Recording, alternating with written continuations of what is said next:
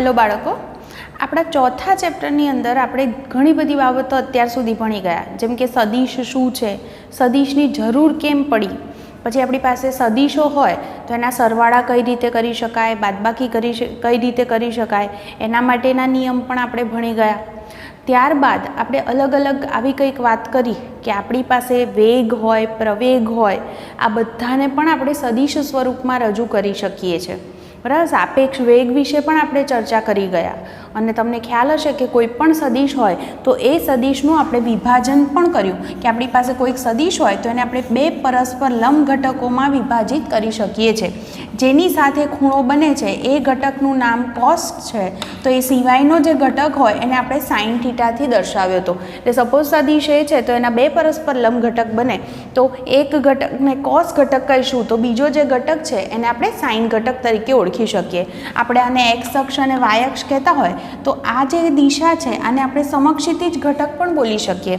આ દિશાનો જે ઘટક છે, ફરીથી બોલું, એને આપણે સમક્ષિતિજ ઘટક તરીકે ઓળખી શકતા હોઈએ છીએ। તો એવી રીતે આ દિશાનો જે ઘટક છે એને લંબ ઘટક અથવા ઉધ્વ ઘટક તરીકે પણ આપણે ઓળખી શકીએ છીએ। તો આટલી વસ્તુ તમારા મગજમાં અત્યાર સુધી છે। હવે આપણે નેક્સ્ટ ટોપિક પર જવું છે અને આજે બીજી એક ગતિ વિશે ચર્ચા કરવાના છીએ, જે છે પ્રક્ષિપ્ત ગતિ। જુઓ, તમે પ્રેક્ટિકલી પ્રક્ષિપ્ત ગતિ જે છે એ જોઈ પણ હશે, પણ તમને ખબર નહીં હોય કદાચ કે આવી ગતિને પ્રક્ષિપ્ત ગતિ કહેવાય। દાખલા તરીકે ઘણી બધી વાર તમે જોયું હોય કે બોલ પડ્યો છે ને તમે એને કિક મારો છો, જ્યારે તમે એને કિક મારો છો તો એ કંઈક આ રીતે ઉછળે છે, હે ને? તો એ જે ગતિ છે તો એવી ગતિને આપણે પ્રક્ષિપ્ત ગતિ કહી શકીએ। એટલે તમે જો બોલને, ફૂટબોલ છે એને કિક મારો છો અને આપણે હવાના અવરોધને અવગણીએ તો એ જે ગતિ થઈ એ ગતિને આપણે પ્રક્ષિપ્ત ગતિ કહી શકીએ।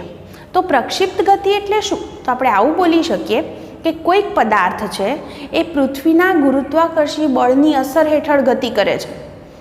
ગુરુત્વાકર્ષી બળની અસર હેઠળ એ ગતિ કરી રહ્યો છે અને એની ગતિ દરમિયાન જુઓ બે વસ્તુ અચળ રહે છે। કઈ બે વસ્તુ એ ખાસ ધ્યાનમાં રાખવાની છે? તો એ છે વેગનો સમક્ષિતિજ ઘટક। વેગનો કયો ઘટક? સમક્ષિતિજ ઘટક। અને પ્રવેગ જે છે એ પ્રવેગનો ઉધ્વ ઘટક બોલીશું। આ બે ઘટકો જે છે એ ઘટકો અચળ રહેતા હોય છે।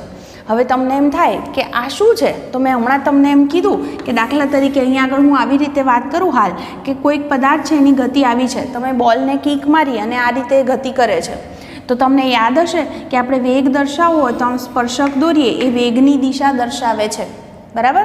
ધારો કે હું અહીંયા પ્રારંભિકની વાત કરું તો આને V0થી દર્શાવી શકાય, તો આ પ્રારંભિક વેગ થયો। તો આવા વેગના બે પરસ્પર લંબ ઘટક હોય, આ જે ઘટક છે એને સમક્ષિતિજ ઘટક કહેવાય અને આ ઘટકને ઉધ્વ ઘટક કહેવાય। તો એમ કે છે એની ગતિ દરમિયાન જે વેગ છે એનો કઈ દિશાનો ઘટક જે છે એ બદલાતો નથી, તો સમક્ષિતિજ દિશાનો, મતલબ એક્સ દિશાનો જે ઘટક હશે એ અચળ રહેશે સમગ્ર ગતિ દરમિયાન, એ બદલાતો નથી। એવી જ રીતે પ્રવેગ છે એનો કયો ઘટક અચળ રહે છે? ઉધ્વ ઘટક। આવી જે ગતિ છે એને પ્રક્ષિપ્ત ગતિ કહેવાય। તમને હજી એવું થતું હશે કે આ બે વસ્તુ ક્લિયર નહીં થતી હોય, પણ હું હજી તમને જ્યારે એના સૂત્ર સાબિત કરું ને ત્યારે તમને ખ્યાલ આવી જશે કે કેમ આ બે રાશિ અચળ કીધી। જેમાંથી પહેલાં હું આ પ્રવેગ વિશે વાત કરી દઉં। જુઓ, આપણે કીધું એમ તમારો પદાર્થ પૃથ્વીના ગુરુત્વાકર્ષી બળની અસર હેઠળ ગતિ કરે છે, એટલે જો ગુરુત્વાકર્ષી બળ લાગતું હોય તો જે પ્રવેગ છે એને આપણે ગુરુત્વ પ્રવેગ તરીકે ઓળખીએ છીએ। તમને યાદ પણ હશે કે ગુરુત્વ પ્રવેગની દિશા જે છે એ નીચે તરફ છે। નીચે તરફ એટલે કઈ દિશા કહેવાય? એને -j∠થી દર્શાવી શકીએ આપણે। તો પ્રવેગ જે છે એ પ્રવેગ કેટલો લખાય? તો -j લખી શકાય। તો હવે હું પ્રવેગના જો ઘટકો લખું તો આમાં એક્સ ઘટક છે જ નહીં, એટલે એક્સ ઘટક 0 અને વાય ઘટક જે છે એ કેટલો છે? -g જેટલો। એનો અર્થ એવો થયો કે જીની વેલ્યુ તો અચળ છે, સ્મોલ g 9.8 મીટર/સેકન્ડ², એ તો બદલાતો નથી અને વાય દિશા એટલે આ ઉધ્વ દિશા થવાય। તો એનો અર્થ એવો થયો કે અહીંયા આગળ પ્રવેગ જે છે એ પ્રવેગનો ઉધ્વ દિશાનો ઘટક જે છે એ કેવો છે? અહીંયા આગળ અચળ છે એમ કહી શકાય। તો એવી રીતે વેગનો કયો ઘટક અચળ રહે છે સમગ્ર ગતિ દરમિયાન? તો સમક્ષિતિજ ઘટક. અને એના વિશે ચર્ચા આપણે પછી ધીરે ધીરે જેમ આવે છે એમ આપણે કરતા જઈએ. પણ તમને પ્રક્ષિપ્ત ગતિનું ઉદાહરણ મગજમાં આવી ગયું હશે કે ફૂટબોલને કિક મારો છો અને એની ગતિ દરમિયાન હવાનો અવરોધ અવગણો તો એની જે ગતિ થઈ એ ગતિને પ્રક્ષિપ્ત ગતિ કહી શકાય. અને આવી ગતિ દરમિયાન શું થતું હોય તો પદાર્થ ગુરુત્વાકર્ષી બળની અસર હેઠળ ગતિ કરે અને એની ગતિ દરમિયાન બે રાશિ અચળ રહેશે. કઈ બે રાશિ? વેગ અને પ્રવેગ. પણ એમાં પણ વેગનો કયો ઘટક? તો સમક્ષિતિજ દિશાનો ઘટક. તો પ્રવેગનો કયો ઘટક કહીશું? ઉધ્વ ઘટક. જેમાંથી તમારા મગજમાં એક વસ્તુ ક્લિયર થઈ ગઈ કે પ્રવેગનો ઉધ્વ ઘટક અચળ મેં કેમ કીધો છે? કારણ કે અહીંયા ગુરુત્વાકર્ષી બળની અસર હેઠળ ગતિ થાય છે, માટે પ્રવેગ ગુરુત્વ પ્રવેગ હોય, જેની દિશા નીચે તરફ જે છે એટલે કે -j કેરેટ છે. તો એક્સ ઘટક છે જ નહીં અને વાય ઘટકની જે કિંમત છે જી એ તો ક્યારેય બદલાવાની નથી, માટે અચળ છે એમ આપણે કહી શકીએ. ચલો હવે હું આવી જે ગતિ છે એ ગતિ માટેની કંઈક આકૃતિ દોરી અને આગળ ચર્ચા કરું. આપણે ઘટકો લખતા જઈએ એટલે તમને આ બધી વસ્તુઓ જે હોય એ ધીરે ધીરે ક્લિયર થતી જાય. જુઓ, પહેલી વાત હું કરું કે આવી જે ગતિ છે આપણે કહીએ આ એક્સ અક્ષ છે અને આ વાય અક્ષ છે. તમે તમારા પદાર્થને આમ કિક મારી, ઓકે, તો અહીંયા આગળ એવું કહેવાય આ સમક્ષિતિજ દિશા સાથે કંઈક ખૂણો બને છે. એ ખૂણાને હું θ0 નામ આપું છું. તો θ0 જેટલા ખૂણે અને વેગ દર્શાવવો હોય તો વેગ જે છે એને આપણે પ્રારંભિક વેગ છે સ્પર્શકની દિશામાં દર્શાવાય. તમને યાદ હશે અહીંયા આગળ વેગ દર્શાવવો હોય તો અહીંયા સ્પર્શક દોરવાનો. તો સ્પર્શકની જે દિશા છે એ હંમેશા વેગની દિશા થાય. તો આ ગતિ માર્ગ છે એટલા માટે. તો અહીંયા આગળ v0 પ્રારંભિક વેગ છે અને θ0 જે છે એને આપણે પ્રક્ષિપ્ત કોણ તરીકે ઓળખીએ છીએ.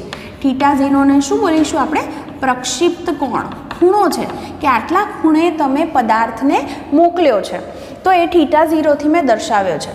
હવે જુઓ તો અહીંયા આગળ ધ્યાનથી આકૃતિની અંદર આપણે જો વેગ v0 હોય તો એના બે પરસ્પર લંબ ઘટકો લખી શકીએ કે નહીં? એક x દિશાનો ઘટક થશે તો બીજો y દિશાનો ઘટક થાય. તો અહીંયા આગળ હું વેગ જે છે આ v0ના ઘટક લખું તો x દિશાનો ઘટક શું લખાય? જેની સાથે ખૂણો બને એ ઘટકનું નામ cos હોય. એટલે કે x દિશાનો ઘટક શું થશે? v0 cos θ0. તો એવી રીતે y દિશાનો ઘટક લખવો હોય તો એ સિવાયનો ઘટક શું હોય? sin. તો યાદ કરો એને શું લખાય? v0 sin θ0. એનો અર્થ એવો થયો કે વેગના મને બે પરસ્પર લંબ ઘટક મળ્યા, એક cos ઘટક અને બીજો sin ઘટક. જે પ્રારંભિક વેગ છે એના મેં આ રીતે ઘટકો લખ્યા. આટલી બાબત ક્લિયર થઈ ગઈ હશે, ઓકે. આ મેં માત્ર ને માત્ર અત્યારે પ્રારંભિક વેગ વિશે લખ્યું છે. આગળ જતાં અહીંયા આગળ ટી સમયે જે વેગ હોય એ કેટલો હશે એ પછી વાત કરું. પણ જુઓ, હવે હું પ્રવેગની પણ વાત કરી દઉં તો અહીંયા આગળ લખી દઉં કે પ્રારંભિક વેગ જે છે એ પ્રારંભિક વેગ v0 જે છે v0ના ઘટકો કયા થશે? તો શું લખી શકાય? એનો જે x ઘટક છે એ x ઘટક શું લખશું? v0 cos θ0 છે. તો y ઘટક શું બન્યો? v0 sin θ0. ચલો હવે એ જ રીતે આપણે પ્રવેગની વાત કરીએ તો પ્રવેગ એ બરાબર કેટલો પ્રવેગ છે? ગુરુત્વ પ્રવેગ g જેટલો હોય, જેની દિશા નીચે તરફ છે. એટલે નીચે તરફ દર્શાવવા માટે મારે શું મૂકવો પડશે? એકમ સદિશ j કેરેટ. પણ નીચે એટલે -j. તમને ખ્યાલ હશે આ બાજુ +i કહેવાય, આ બાજુ -i કહેવાય. ઉપર જાઓ તો +j અને નીચે જાઓ તો -j. આ ઉગમ બિંદુ છે. તો જેમ તમે ધન x અક્ષ, ઋણ x અક્ષ આ રીતે બોલો છો, સેમ એ જ વસ્તુ છે. તો નીચેની દિશા દર્શાવવી હોય તો કઈ દિશા લખવી પડે મારે? -j caret. તો આ રીતે મેં એની દિશા લખી છે, ઓકે. હવે જો મારે આના પણ ઘટકો લખવા હોય પ્રવેગના તો બે ઘટકો હોય, એક x ઘટક હોય અને બીજો y ઘટક. તો એ x ઘટકને હું ax નામ લખું. તો જુઓ આમાં તો માત્ર j કેરેટ છે, i કેરેટ વાળું પદ છે જ નહીં. એનો અર્થ એવો થયો કે એનો x ઘટક કેવો છે? 0. તો y ઘટકની વાત કરું તો y ઘટક એટલે j કેરેટ છે, તો એની સિવાયનું જે પદ છે એ શું થાય? y ઘટક થાય. એટલે પ્રવેગ છે એ -g જેટલો છે અને g અચળ, મતલબ કે પ્રવેગ અચળ છે એમ આપણે અહીંયા આગળ કહી શકીએ. તો જુઓ તમને આટલી વસ્તુ ખ્યાલ આવી ગઈ હશે. મેં પ્રારંભિક વેગના ઘટકો લખી દીધા અને પ્રવેગના ઘટકો પણ લખી દીધા છે, ઓકે. હવે આપણે આગળ ચર્ચા કરીએ કે દાખલા તરીકે કોઈક ટી સમયે તમારો જે આ પદાર્થ હતો એ અહીંયા આગળ કોઈક બિંદુ છે, ધારો કે હું એનું નામ આપું છું ક્યુ. ક્યુ પાસે પહોંચે છે તો અહીંયા આગળ એનો વેગ મારે દર્શાવવો હોય તો એ વેગ હું અહીંયા સ્પર્શકની દિશામાં દર્શાવી શકું. આમ તો વેગ છે કંઈક આપણે થોડું વક્ર બનાવીએ તો અહીંયા આગળ વેગ આ રીતે હોય ધારો કે, તો અહીંયા આગળ એના વેગના બે પરસ્પર લંબ ઘટક મળે. એક આ દિશાનો ઘટક હોય ને એક આ દિશાનો ઘટક. આ ઘટક છે એ એક્સ ઘટક થશે તો આ ઘટકનું નામ શું થાય? વાય ઘટક થાય. તો ચલો હવે આપણે લખીએ તો વેગનું સૂત્ર શું હતું? વી બરાબર v0 પ્લસ at. આવું યાદ છે?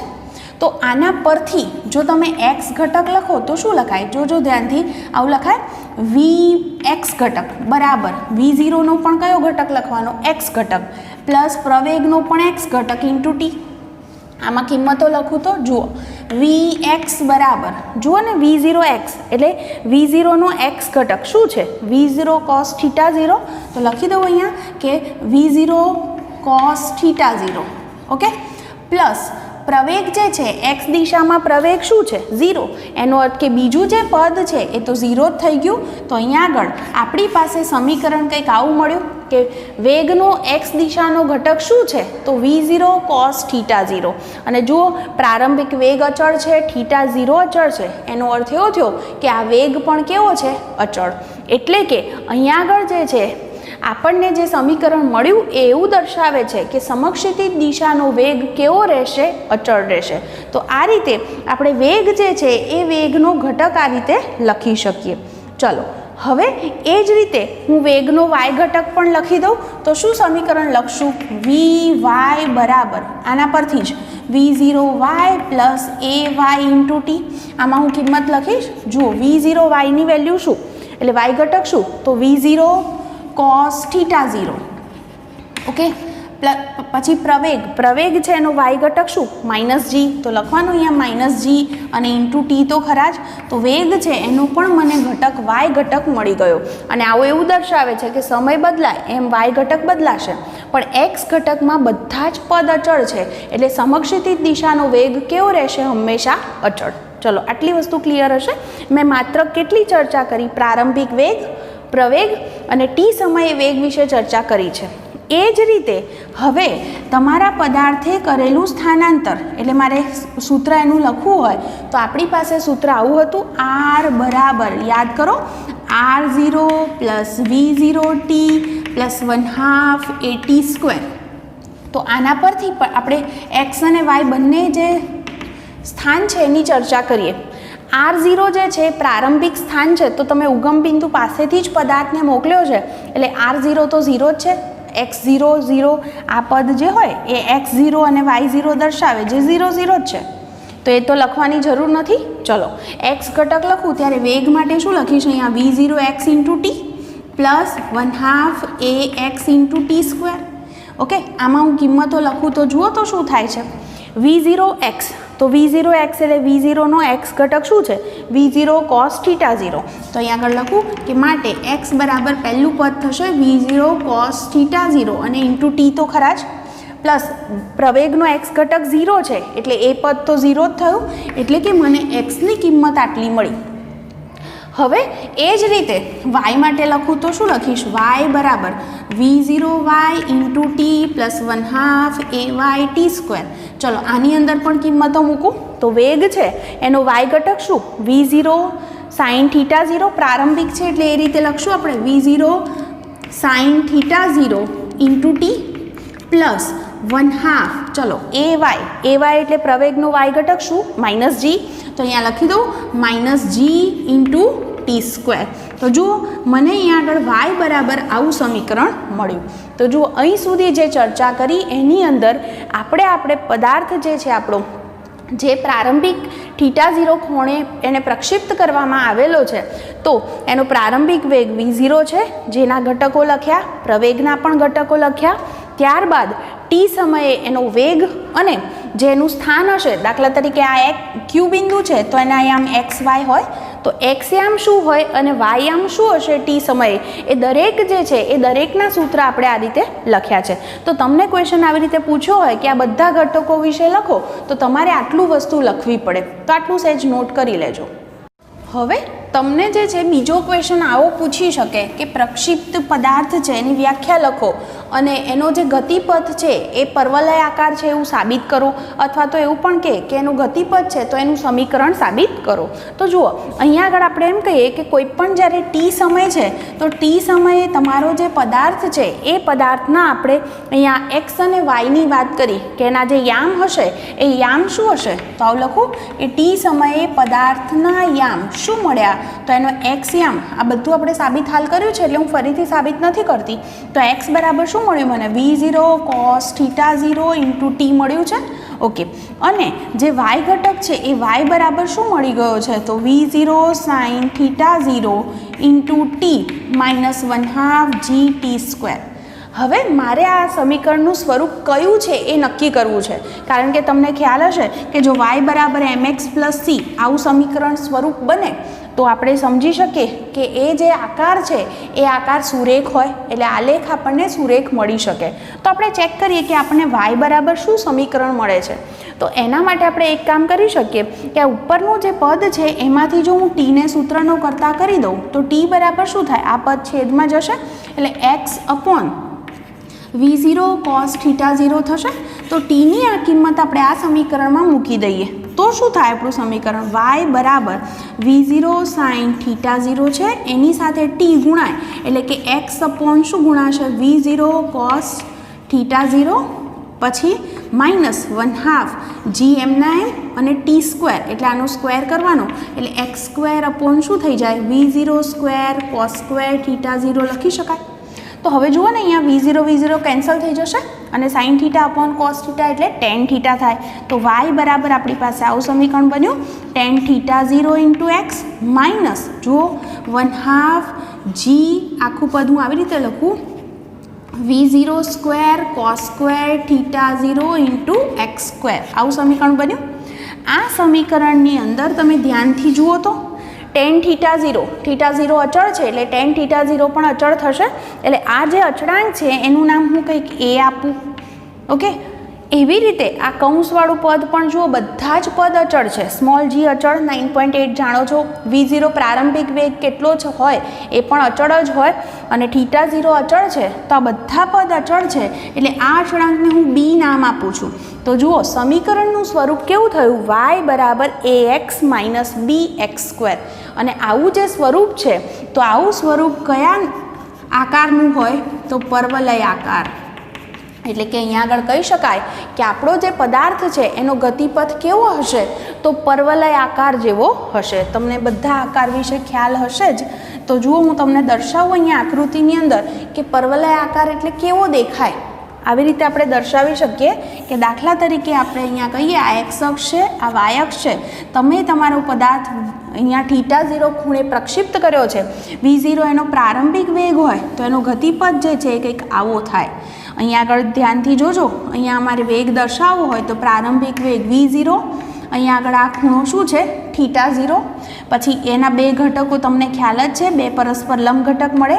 x દિશાનો ઘટક V0 cos θ0 હોય તો y દિશાનો ઘટક શું થાય, V0 sin θ0. સપોઝ મારે આ બિંદુ પાસે વેગ બતાવવો હોય તો કઈ રીતે દર્શાવાય, આ રીતે સ્પર્શક દોરું એ રીતે હોય વેગ, એના પણ બે પરસ્પર લંબ ઘટક મળે, એક આ દિશામાં ને એક આ દિશામાં. આ દિશામાં જે વેગનો ઘટક છે એ Vxi કહું તો આ દિશામાં વેગનો ઘટક શું થાય, Vyj. બરાબર. અને અહીંયા આગળ જે છે એ એક્સ અક્ષ સાથે આટલો ખૂણો બને છે એમ દર્શાવી શકાય. ચલો હવે તમે જોઈ શકો છો અહીંયા આગળ તમારો પદાર્થ પહોંચ્યો, એને પદાર્થની મહત્તમ ઊંચાઈ કહી શકાય. ત્યાંથી પછી એ આમ નીચે આવે છે તો આ બિંદુ પાસે મારે વેગ દર્શાવવો હોય તો આમ દર્શાવાય v. તો જુઓ ને હું એનો ઘટકો દોરું તો આ જ દિશાનો ખાલી ઘટક હાજર છે કે નહીં, એક્સ દિશાનો ઘટક, અને વાય દિશાનો ઘટક હાજર નથી. ખાલી આમ જ હોય એટલે શું, ખાલી એક્સ ઘટક જ હાજર છે તો Vx બરાબર Vxi છે, પણ Vy ઘટક કેવો છે 0. આના પરથી એટલું સમજી શકો તમે કે જ્યારે પદાર્થ મહત્તમ ઊંચાઈએ પહોંચે છે ત્યારે વેગનો y ઘટક શું થઈ જાય છે, 0 થઈ જાય છે. તો આ રીતે આપણે આપણા પદાર્થની પ્રક્ષિપ્ત ગતિ છે એનો આકાર દર્શાવી શકીએ. તો તમને આવું સાબિત કરવાનું કીધું હોય તો તમે આ રીતે એને સાબિત કરી શકો છો કે પદાર્થ છે તો આટલું લખવું પડે તમારે કે એના પ્રારંભિક વેગના ઘટકો કયા છે, પછી પ્રવેગના ઘટકો કયા છે, પછી ટી સમયે એ જે પદાર્થ છે એના આપણે યામ લખીશું, એટલે એક્સ યામ અને વાય યામ. કયા સમીકરણ પરથી લખ્યા યાદ હશે? આર બરાબર R0 plus V0 T plus 1/2 AT². એના પરથી હમણાં જ મેં અહીંયા લખ્યું હતું, એના પરથી આપણે એના બે ઘટકો લખ્યા. એમાંથી આપણે એવું કર્યું કે એક્સ ઘટકમાંથી ટીની કિંમત જે છે એ વાયમાં મૂકી દીધી, જેથી કરીને આપણને પરિણામી જે સમીકરણ મળે છે એનું સ્વરૂપ કેવું છે? તો પરવલય આકાર જેવું. તો આના પરથી આપણે કહી શકીએ કે આપણું જે અહીંયા આગળ જે સમીકરણ બન્યું એના પરથી કહેવાય કે આ આકાર કેવો બનશે, ગતિપથ કેવા આકારનો બનશે? પરવલય આકાર. હું તમને એક બીજું ઉદાહરણ આપું. દાખલા તરીકે x² + y² બરાબર r² સમીકરણ બને તો તમને યાદ છે કે ગતિપથ કેવો થાય? વર્તુળ, હે ને? વર્તુળનું સમીકરણ આ સ્વરૂપનું હોય. તો એવી રીતે દરેકના સમીકરણ પરથી તમે સમજી શકો કે કયો આકાર બનાવશે. મેં હમણાં પણ તમને બીજી પણ એક વાત કીધી કે y બરાબર mx + c હોય તો આવું જે સમીકરણ છે, આવું જો કોઈક સમીકરણ બનતું હોય, m એટલે ઢાળ કહેવાય અને c જે છે એ અચળ છે, તો અહીંયા આગળ જે છે આવું સમીકરણ જો બને તો એના પરથી આપણે જાણી શકીએ કે ગતિપથ જે છે એ સુરેખા છે. તો અહીંયા આગળ સમીકરણ y બરાબર ax - bx² સ્વરૂપ છે. એનો અર્થ કે એનો ગતિપથ કયો આકાર છે? પરવલય આકાર. તો તમને એક ક્વેશ્ચન આવો પૂછી શકતા હોય છે. તો હવે તમને આટલી વસ્તુ ખ્યાલ આવી ગઈ હશે. હવે આવા પ્રક્ષિપ્ત પદાર્થની ગતિ સાથે સંકળાયેલી આપણે કેટલીક ટર્મ વિશે ભણીએ. અલગ અલગ જે વસ્તુ છે એના વિશે વાત કરીએ. જેમ કે તમારા પદાર્થે પ્રાપ્ત કરેલી મહત્તમ ઊંચાઈ. જુઓ, હું આટલી વસ્તુ સાબિત કરવા માંગુ છું. એક મહત્તમ ઊંચાઈનું સૂત્ર h બરાબર, બીજું એનો ઉડ્ડયન સમય એટલે ટાઈમ ઓફ ફ્લાઇટ કહીશ.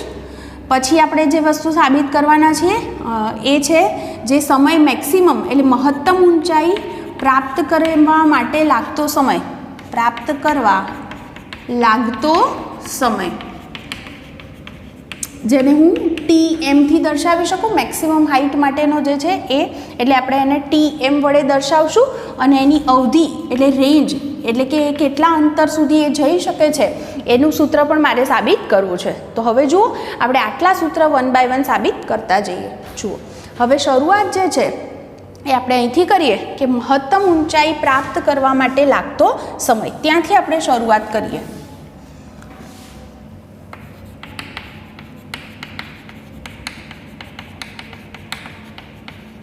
જુઓ, આ જે સમય છે એને હું TM થી દર્શાવું, કારણ કે એ શું દર્શાવે છે કે મેક્સિમમ જે છે એ પ્રાપ્ત કરવા માટે એને કેટલો સમય લાગે છે એ.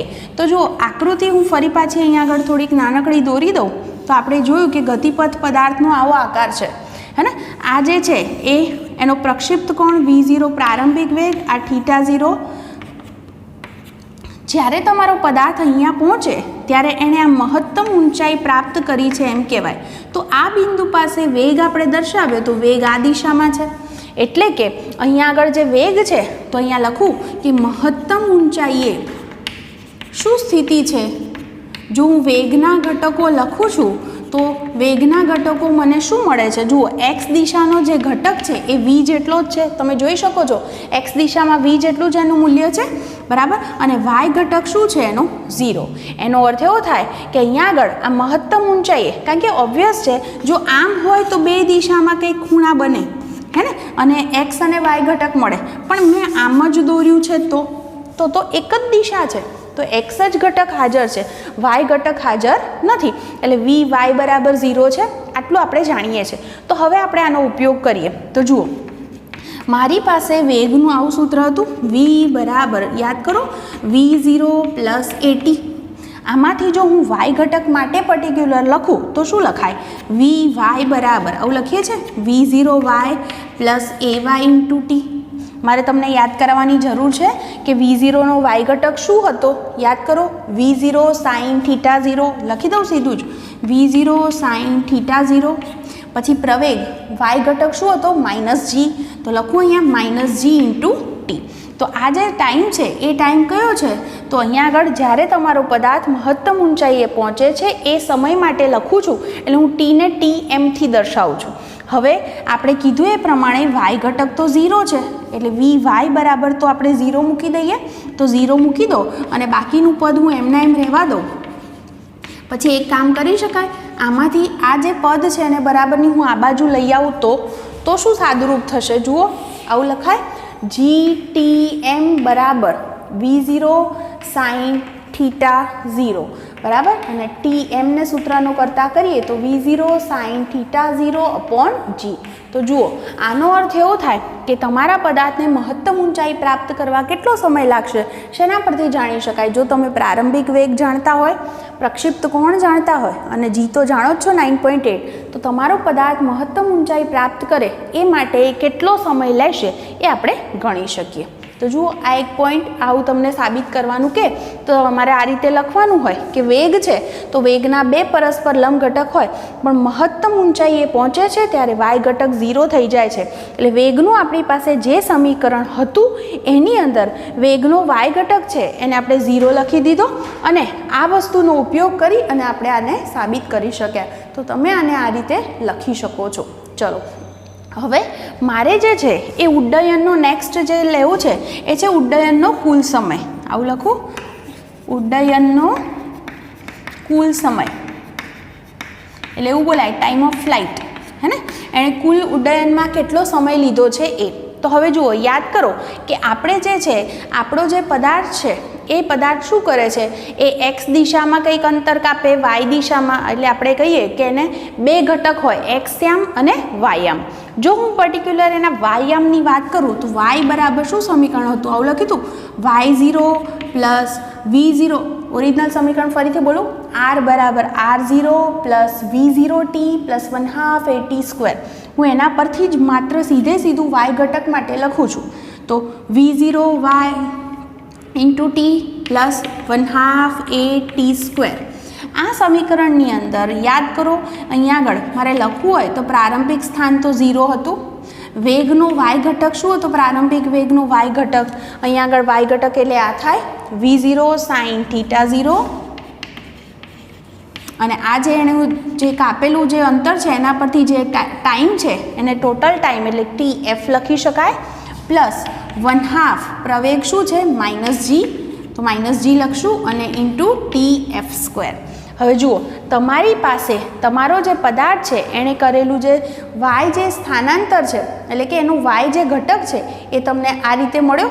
હવે યાદ કરો, આપણે શું કીધું કે જ્યારે એ પદાર્થ જે છે એ પદાર્થ એનું ટોટલ જે ટાઈમ લેશે તો અંતે એનો y ઘટક શું થઈ જશે? 0 થઈ જશે, બરાબર. તમારો પદાર્થ અહીંથી ગતિની શરૂઆત કરશે અને ફરી અહીંયા આગળ પહોંચશે, તો આ બિંદુ આગળ પહોંચે ત્યારે એનો y ઘટક શું થઈ જવાનો છે? 0. તો એનો અર્થ એવો થયો કે y બરાબર આપણે 0 મૂકી શકીએ.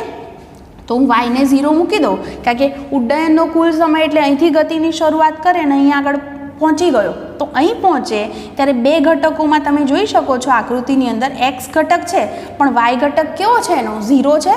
ઓકે, કારણ કે x યામ પર પડેલો છે માટે. તો હું આ વસ્તુનો અહીંયા ઉપયોગ કરું છું કે એનો y ઘટક 0 થઈ જાય છે એટલે હું આને 0 લખી દઉં. તો 0 બરાબર આવું સમીકરણ થયું V0 sin θ0 into TF minus 1/2 GTF². આને બરાબરની આ બાજુ લઈ આવીએ તો 1/2 GTF² બરાબર V0 sin θ0 into TF.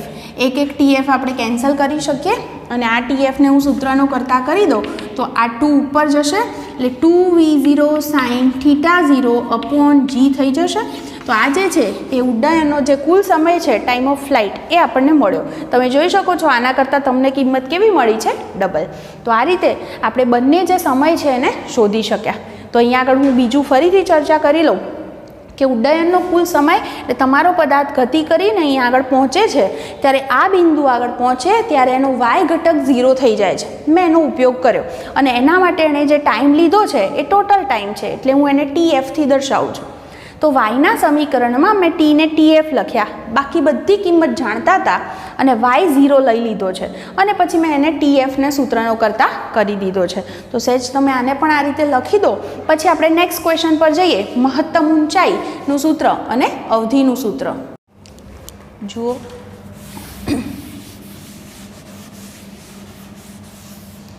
Okay, હવે જુઓ, આપણે જે સૂત્ર સાબિત કરવું છે એ આપણા પદાર્થે પ્રાપ્ત કરેલી મહત્તમ ઊંચાઈનું સૂત્ર સાબિત કરવું છે. મહત્તમ ઊંચાઈ એટલે હું એને h થી દર્શાવું છું. હવે ધ્યાનથી સમજજો, મહત્તમ ઊંચાઈ એટલે અહીંયા આગળ પહોંચ્યો, અહીં પહોંચે તો એનો અર્થ એવો થયો કે આટલી એની હાઇટ થઈ, તો એનો અર્થ એવો થયો ને કે એનો વાય આમ છે એ h જેટલો છે, કારણ કે આ પોઈન્ટ અહીંયા આગળ તમે અડાડો તો વાય આમ એનો કેટલો છે, h જેટલો છે. તો મારી પાસે જે સમીકરણ છે y બરાબર આ સમીકરણ છે, શું સમીકરણ લખું, y બરાબર અહીંયા લખું છું, y બરાબર y0 નથી લેતા કારણ કે પ્રારંભિક સ્થાન 0 છે, v0y into T plus 1/2 ay into T square છે. આની અંદર મારે પર્ટિક્યુલર વાત કરવી હોય તો અહીંયા આગળ એનું જે y જે કાપેલું અંતર છે એ h જેટલું છે, અને અહીંયા પહોંચવા એણે જે ટાઈમ લીધો છે એ ટાઈમ કેટલો હતો, મેક્સિમમ હાઇટ પર પહોંચવા માટે લીધેલ સમય એટલે t બરાબર tm એટલે આટલો છે, જેની વેલ્યુ આપણે જાણીએ છીએ v0 sin θ0 અપોન g જેટલી છે. તો હું શું કરીશ, આ બંને બાબતનો ઉપયોગ કરી અને સમીકરણમાં આની અંદર મૂકી દઈશ. તો જુઓ ને, વાયની જગ્યાએ શું લખવાના, h. કારણ સમજાઈ ગયું તમને કે અહીંયા આગળ એ પહોંચે છે ત્યારે વાય આમ કેટલો થઈ ગયો છે, વાય આમ એટલે આ બિંદુ હું કહું ક્યુ તો x અને વાય આમ હોય ને પોઈન્ટ, તો વાય આમ બરાબર h જેટલું છે એટલે મેં વાયની જગ્યાએ h મૂક્યા, બાકીની કિંમતો લખું તો ટીની જે કિંમત છે એ શું મૂકવાની મારે tm, અને v0y એટલે શું છે, v0નો y ઘટક v0 sin θ0, અને ટીની કિંમત મારે શું મૂકવાની છે tm, જે હું હમણાં મૂકું છું. પ્રવેગનો y ઘટક તો હવે બરાબર જ યાદ હશે -g, અને ટીની કિંમત પાછી શું મૂકવાની છે મારે tm. તો આપણે 1 બાય 1 આ બધી વસ્તુ મૂકતા જઈએ અને જોઈએ, સાદુરૂપ આપતા જઈએ, શું મળે છે જવાબ એ ચેક કરીએ. તો જુઓ, હવે અહીંયા આગળથી સાદુરૂપ આપણે આપીએ તો શું થાય, h બરાબર v0 sin θ0, જુઓ તો tm બરાબર શું મૂકવાના છે મારે, v0 sin θ0 અપોન g મૂકવાના છે. ઓકે, પછી -1/2 gm ના એમ અને tm સ્ક્વેર એટલે કે v0 sin θ0 upon g whole square મૂકવાના. તો જુઓ ને, અહીંયા પહેલું પદ શું છે, v0 sin θ0 into v0 sin θ0, એનો મતલબ શું થાય, v0 sin θ0 હોલ સ્ક્વેર લખી શકાય, અથવા v0 square sin square θ0 upon g છે. તો પહેલું પદ લખી દઉં તો શું લખશું આપણે, h બરાબર શું મળ્યું, v0 square sin square θ0 upon g છે, માઇનસ જુઓ અહીંયા છેદમાં g સ્ક્વેર થાય, આખાનું હું સ્ક્વેર કરું એટલે પણ એક એક g કેન્સલ થઈ જશે એટલે એક જ g વધશે, તો શું વધ્યું પદ, -1/2 v0 square sin square θ0 upon g. શું કોમન છે, v0 square sin square θ0 upon g common છે, શું વધશે અહીંયા 1 - 1/2, એકમાંથી અડધો જાય તો અડધો, એટલે આપણો જવાબ શું થયો, 1/2 v0 square sin square θ0 upon g. તો આ જે છે તમારા પદાર્થે પ્રાપ્ત કરેલી મહત્તમ ઊંચાઈનું સૂત્ર થયું. તો તમને અહીંયા આગળ આટલી વસ્તુ ખ્યાલ આવી ગયો હશે હવે કે અહીંયા આગળ આપણે આટલું સાબિત કર્યું કે જ્યારે પદાર્થ મહત્તમ ઊંચાઈએ પહોંચે છે ત્યારે એનો જે વાય આમ છે એ h જેટલો લખ્યો, કારણ કે હાઇટ મારે માપવી છે તો એને મેં h લખ્યો. મહત્તમ ઊંચાઈએ પહોંચે ત્યારે જે સમય લે છે એને આપણે tm થી દર્શાવ્યો હતો, જેની વેલ્યુ ઓલરેડી આપણે v0 sin θ0 અપોન g સાબિત કરેલી છે. તો આ બે વસ્તુનો ઉપયોગ આપણે આપણા સમીકરણની અંદર કરી દીધો અને સાદુરૂપ આપી દીધું તો આપણને hની વેલ્યુ મળી ગઈ. આટલી વસ્તુ હવે ક્લિયર થઈ ગઈ હશે. હવે નેક્સ્ટ વાત કરી દઉં અને એ છે અવધિ. અવધિ એટલે કે રેન્જ. ચલો હવે સમજો જરા કે તમારો જે પદાર્થ છે એ અહીંથી શરૂ કરીને અહીંયા પહોંચ્યો એટલે એણે આટલું અંતર કાપ્યું, એટલે આ જે મળ્યું આ અંતર એને આપણે r અવધિ તરીકે ઓળખી શકીએ. તો એનો અર્થ એવો થયો કે જ્યારે તમારો પદાર્થ અહીંયા પહોંચે છે ત્યારે એનો x યામ છે એ x યામ કેટલો થશે, r જેટલો થયો કહેવાય. y યામ 0 છે અને x યામ કેટલો થઈ ગયો, r જેટલો થયો. તો હું આ વસ્તુનો ઉપયોગ કરીશ, અવધિ રેન્જનું સૂત્ર સાબિત કરીએ છીએ. ચલો હું લખું હવે, x બરાબર શું સૂત્ર હતું યાદ કરો તો, આપણી પાસે સૂત્ર છે ઓરિજિનલ, હું હજી એક વખત લખું એટલે તમને વારે ઘડીએ લખું એટલે યાદ રહી જાય, r0 + v0t + 1/2 at સ્ક્વેર. આના પરથી આપણે લખ્યું હતું x બરાબર x0 તો 0 છે, વેગ લખું ત્યારે શું લખશું, v0 x ઘટક શું છે v0નો, સીધું જ લખું છું cos θ0 અને ઇન્ટુ t છે. ઓકે, પછી અહીંયા આગળ જ્યારે પ્રવેગનો એક્સ ઘટક લખીશ તો એ તો 0 છે, એટલે આ પદની જરૂર નથી. તો આપણી પાસે આ સમીકરણ આવું છે. આની અંદર જ્યારે અવધિની વાત કરું છું તો એક્સની કિંમત કેટલી લખવાની મારે? આર જેટલી. અને ટીની કિંમત કેટલી લખવાની? તો TF ટાઈમ ઓફ ફ્લાઇટ.